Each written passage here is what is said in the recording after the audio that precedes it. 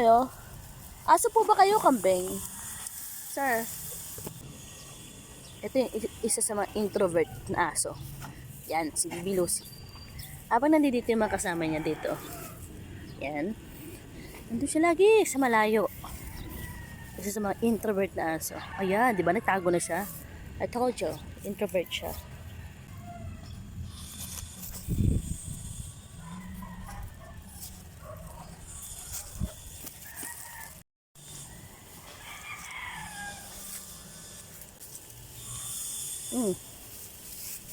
Yan na. Okay, hinigaan na po ni Laki. Ang mga bagay-bagay sa mundo at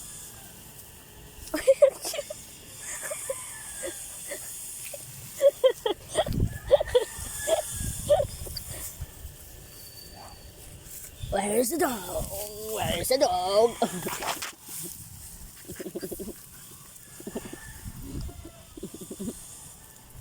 Aso po ba kayo, kambing?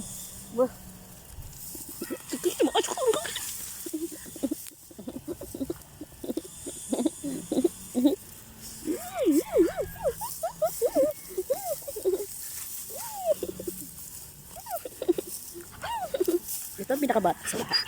Siya ang makulit. Ayan siya. O, diba?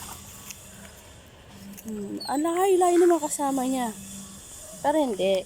Kaya naman siya naging introvert kasi buntis siya. At hindi ko alam kung sino ang ama. Uwi na tayo? Ano naman po masasabi tapos siya?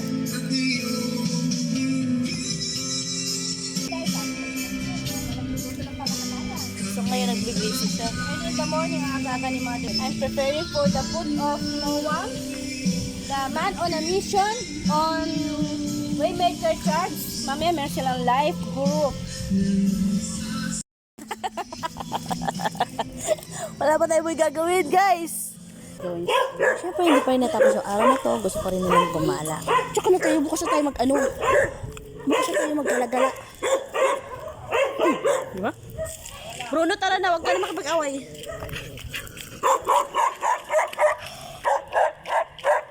Bibi. Yan ang buntis.